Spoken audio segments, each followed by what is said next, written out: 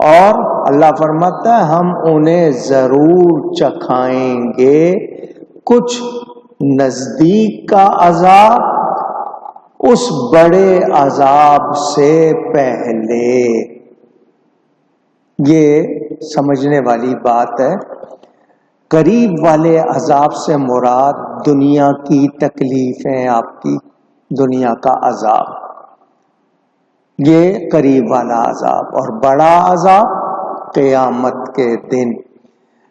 مکہ والوں نے جب نبی پاک صلی اللہ علیہ وسلم کو سخت اذیتیں، تکلیفیں پہنچائیں تو آپ نے اللہ کی بارگاہ میں عرض کی، جس کو آپ کہتے ہیں نا بد دعا کہتے ہیں، آپ کی زبان میں کہا جاتا ہے۔ تو 7 سال تک قحط پڑا، ڈراؤٹ، سوکھا، بارش نہیں ہوئی، کنووں میں پانی سوکھ گیا، پانی نہیں تھا، فصلیں نہیں ہوئی، ہریالی نہیں ہوئی۔ انہوں نے مردار چمڑے، گلی سڑی ہڈیاں اور گوبر اور خون پر گزارا کیا، اونٹوں کی لید کو خون میں ملا کر کھایا۔ وہ درد سے کراہتے تھے، درد کے سانس نکالتے تو ان کے منہ سے دھواں نکلتا تھا۔ طرح طرح کے مصائب آئے ان پر، یہاں تک کہ پھر ان کو جنگوں میں مسلمانوں کے ساتھ جب سامنا ہوا ان کا تو قتل ہوئے، وہ قید ہوئے۔ بہت بڑے عذاب سے پہلے، آخرت کے عذاب سے پہلے۔ یہاں میں پھر واضح کر دوں، اچھی طرح سمجھ لیں، یاد کر لیں، ہر ایک پر آنے والی تکلیف اس کا ایک مطلب نہیں ہے۔ کسی پر تکلیف آتی ہے اس کا درجہ بڑھانے کے لیے، کسی پر تکلیف آتی ہے اس کے امتحان کے لیے، کسی پر تکلیف آتی ہے کہ اس کو وہ جو نعمت ملنی ہے وہ کسی محنت سے نہیں ملتی، تکلیف سے گزر کر ملتی ہے۔ کسی کے لیے تکلیف سزا ہوتی ہے، کسی کے لیے وارننگ ہوتی ہے۔ تو سمجھ لیں، کافروں کے لیے بتا دیا گیا کہ دنیا میں جب ان پر مصیبت آتی ہے تو یہ قریب کا عذاب ہے، آخرت کے عذاب سے پہلے، اور آخرت کا عذاب جو ہے وہ بہت سخت ہوگا۔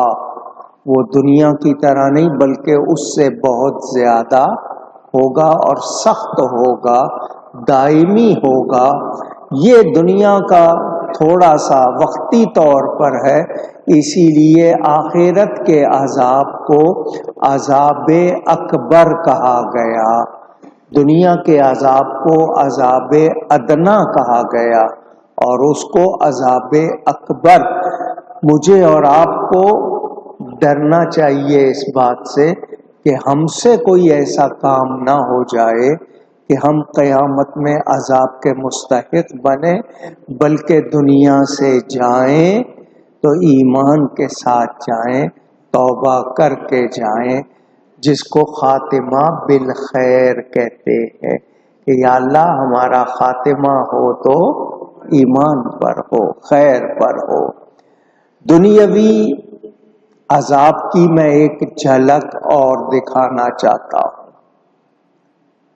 خوف، امن ختم ہو جائے، کمر توڑ مہنگائی، جینا مشکل ہو جائے۔ آپ مجھے بتائیں، آج سے 50 برس پہلے کیا حال تھا، اب کیا حال ہے؟ 20 برس پہلے کیا حال تھا، اب کیا حال ہے؟ دن بدن کیا ہو رہا ہے؟ تو کیا ہم اس پر توبہ کر رہے ہیں؟ اپنے آپ کو ٹھیک کر رہے ہیں؟ اللہ کی طرف آ رہے ہیں؟ نہیں، ہم پرواہ نہیں کر رہے۔ کتنی مہنگائی، اس کی وجہ سے کتنے جرم ہو رہے ہیں، چوری، ڈکیتی، لوٹ مار، رشوت، بھتہ وغیرہ۔ تو یہ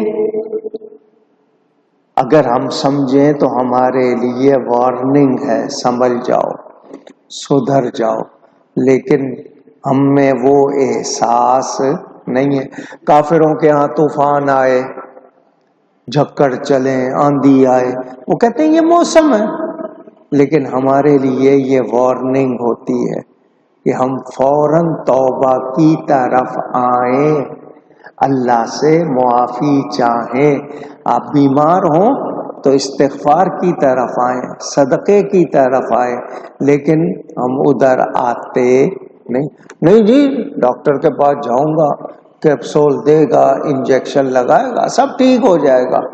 سب سے پہلے ڈرو کہ یہ وارننگ آئی ہے، موت کسی وقت بھی آ سکتی ہے، سنبھلنا ہے۔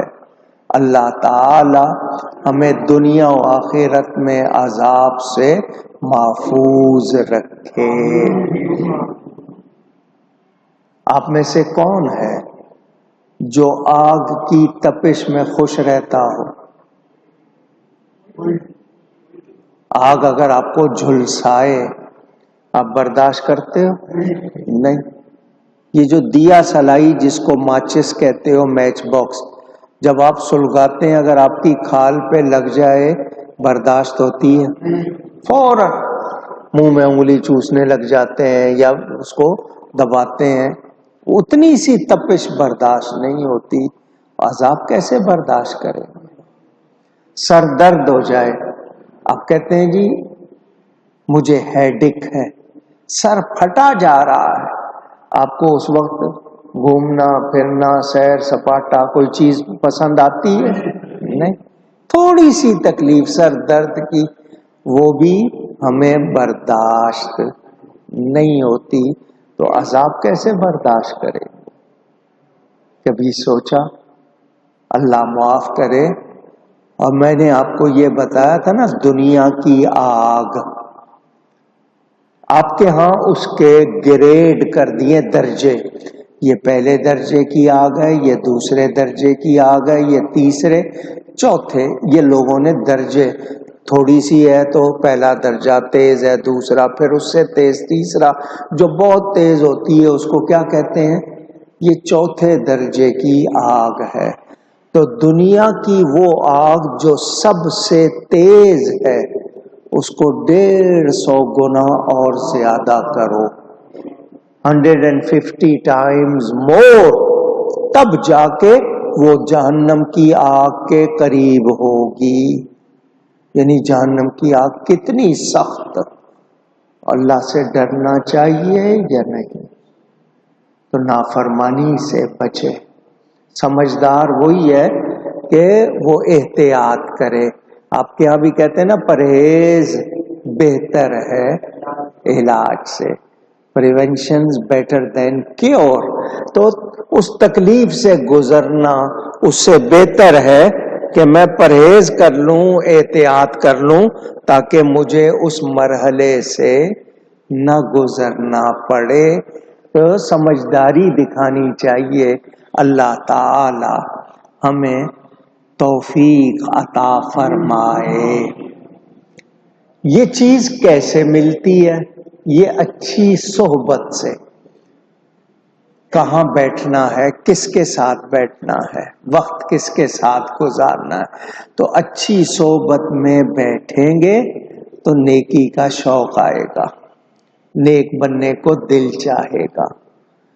نیکی میں وقت گزاریں گے تو دھیان ادھر لگے گا، لیکن بیٹھے ہی فل ٹائم فیس بک کے ساتھ ہیں، بیٹھے ہی غلط صحبت میں، تو پھر بتائیے دھیان کدھر جائے گا؟ کھیل تماشے میں، ڈراموں میں، ان چیزوں میں۔ تو مومن وقت ضائع نہ کرے، کوشش کرے کہ اس کا جو وقت گزرے اچھائی میں گزرے، اچھوں کے ساتھ گزرے۔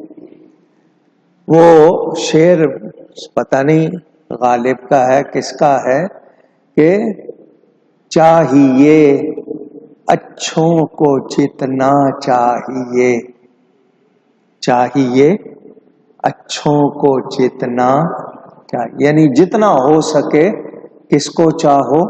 اچھوں کو چاہیے، اچھوں کو جتنا چاہیے، اچھے اگر چاہیں تو پھر کیا چاہیے؟ کہ آپ اتنے ہو جائیں کہ وہ آپ کو چاہنے لگ جائیں تو اور کیا چاہیے؟ اچھے اگر چاہیں تو پھر کیا چاہیے؟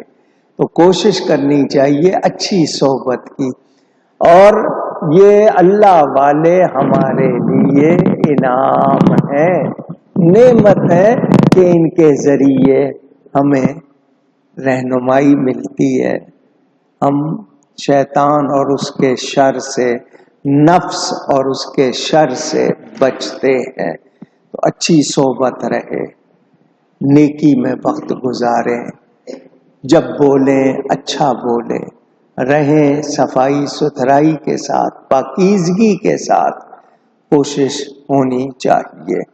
میرے دوستوں اور بزرگوں، کہنے والے نے کہا کہ محبوب حقیقی کے وصال سے دور ہو جانے کا نام عذاب اکبر ہے، اور فراق یار جیسی جلانے والی شے سے بدتر اور کوئی عذاب نہیں ہوگا۔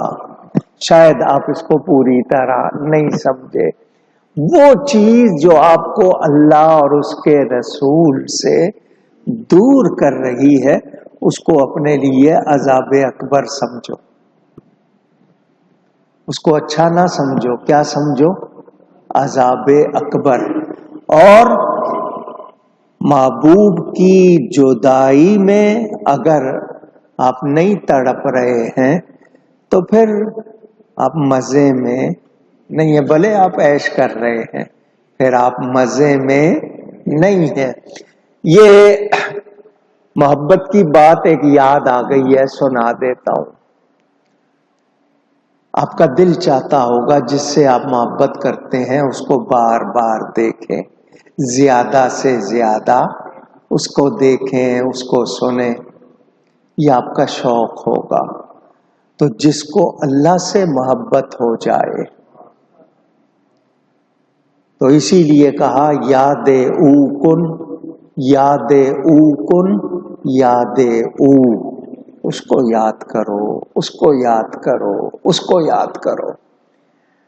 وہ مثنوی سیف الملوک، جو لوگ پوٹھوہاری زبان جانتے ہیں، پنجابی زبان پوٹھوہاری میں ہے، وہ کیا کہتے ہیں؟